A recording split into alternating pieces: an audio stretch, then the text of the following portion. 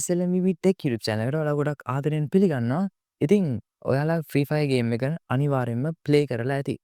හැබැයි ඔයාලා දැනගෙන හිටියද කොහොමද මේ game එක develop වුනේ? කවුද මේකට මූලික වෙලා වැඩ කරේ කියලා? අද අපි කතා කරන්න යන්නේ Free Fire එකේ ඔයාලා නොදැන හිටපු කතාව මොකක්ද කියලා.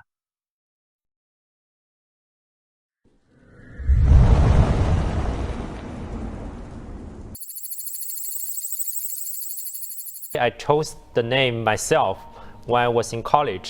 I was inspired by Forrest Gump. අපේ කතාව මුලින්ම පටන් ගන්නේ ෆොරස්ට් ලී කියන කෙනාගෙන්.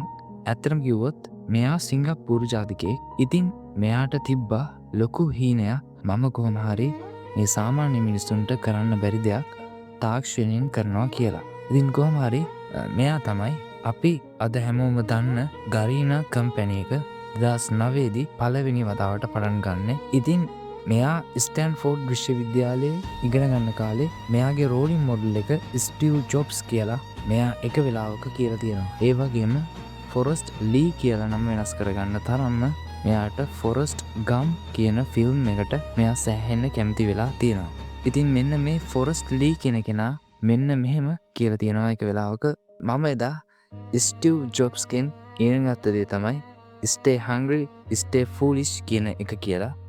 ඉතින් මෙයා තව කියලා තියෙනවා මට ඕන උනේ ලෝකයේ කොහේ හිටියත් දුප්පත් වුණත් පොහොසත් වුණත් හැමෝටම එක සමානව විනෝද වෙන්න පුළුවන් දෙයක් හදන එක කියලා.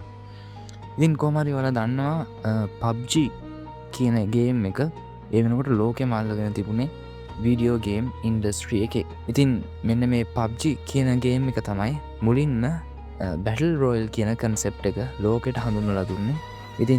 ඉතින් බැටල් රොයල් කියන ගැන අපි පොඩ්ඩක් කිව්වොත් බැටල් රොයල් කියන්නේ අපිව ෆ්ලයිට් එකකින් අතාරිනවා ලොකු දූපතකට ගිහිල්ලා. ඉතින් මේ දූපතකට සාමාන්‍ය ප්ලේයර්ස්ලා 40ක් විතර අතාරිනවා.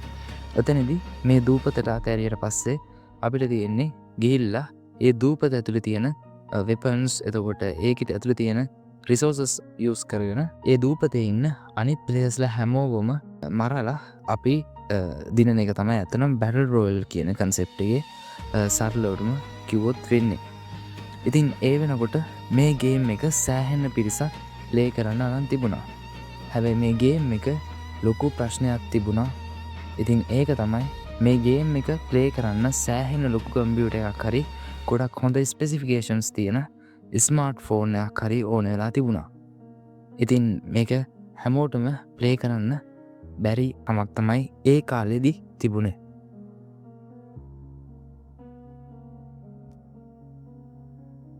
ඉතින් මෙන්න මේ ෆොරස්ට් ලීට තේරුණා ඇත්තටම ලෝකේ ඉන්න ගොඩක් කට්ටියට මේ ගේම් එක ප්ලේ කරලා මෙන්න මේකෙන් මේ බැටල් රොයල් කියන අත්දැකීම විඳගන්න අමාරුයි කියලා.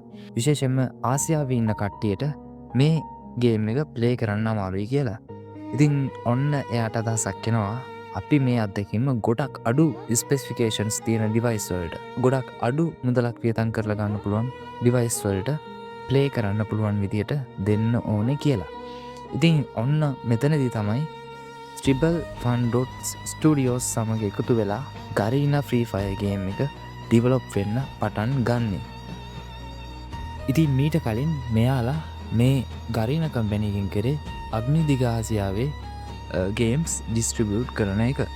ඉතින් උදාහරණයක් විදිහට ගත්තොත් League of Legends, FIFA Online 3 ඒ වගේම Heroes of Net Worth වගේ ගේම්ස් මෙයාලා අග්නිදිග ආසියාවේ බෙදා හරින්න කටයුතු කරනවා. ඉතින් ඊට පස්සේ තමයි මෙයාලා Garena Free Fire කියන ගේම් එක ඩිවලොප් කරන්න පටන් ගන්නෙ.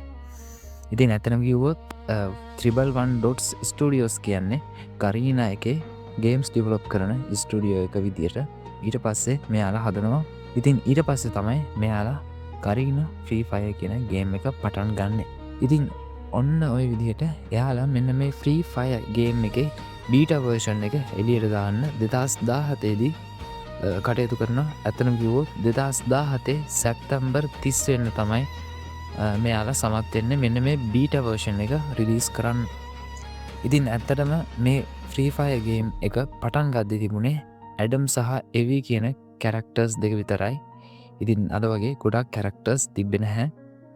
ඉතින් ඊට පස්සේ තමයි මෙයාලට දෙසැම්බර් 4 වෙනිදා නිල වශයෙන් හැමෝටම ප්ලේ කරන්න පුළුවන් විදියට මේ ගේම් එක නිකුත් කරන්න හම්බ වෙන්නේ.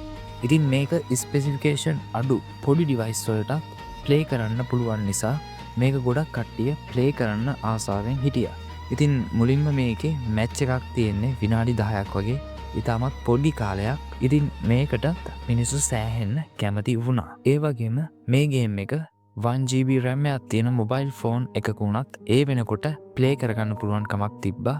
කොහොම හරි මේකේ අපි මුලින්ම කිව්වා වගේ කැරක්ටර්ස් දෙකක් හිටියට මේකට පස්සේ කැරක්ටර් සිස්ටම් එකක් මෙයාලට ගේන්න පුළුවන් වුණා වගේම 2019 දී ලෝකේ ජනප්‍රියම DJ ප්ලේයර් කෙනෙක් වෙන DJ ඇලොක්ගේ කැරක්ටර් එක මේ ගේම් එකට හඳුන්වා දීමත් එක්ක මේක ලෝකෙ පුරා තවත් ජනප්‍රිය වෙන්න හේතුවක් වුණා. ඉතින් ඒත් එක්කම 2021 අවුරුද්දේදී පවත්වපු Free Fire World Series එක එකපාර සජීවී නරඹන්නන් මිලියන 5.4ක් නරඹලා ලෝක වාර්තාවක් පවා තියන්න මෙන්න මේ Garena Free Fire කියන ගේම් එකට හැකි වෙලා තියෙනවා. ඉතින් මේ විදිහට ඉස්සරහට යද්දී 2022 දී ඉන්දියාවේදී මේ ගේම් එක තහනම් වෙනවා. ඉතින් එයාලා මේකට තහනම් කරන්න හේතුව විදිහට දක්වලා තියෙන්නේ එයාලගේ ආරක්ෂක හේතුන් මත කියලා තමයි ඉන්දියාව නම් කියලා තියෙන්නේ.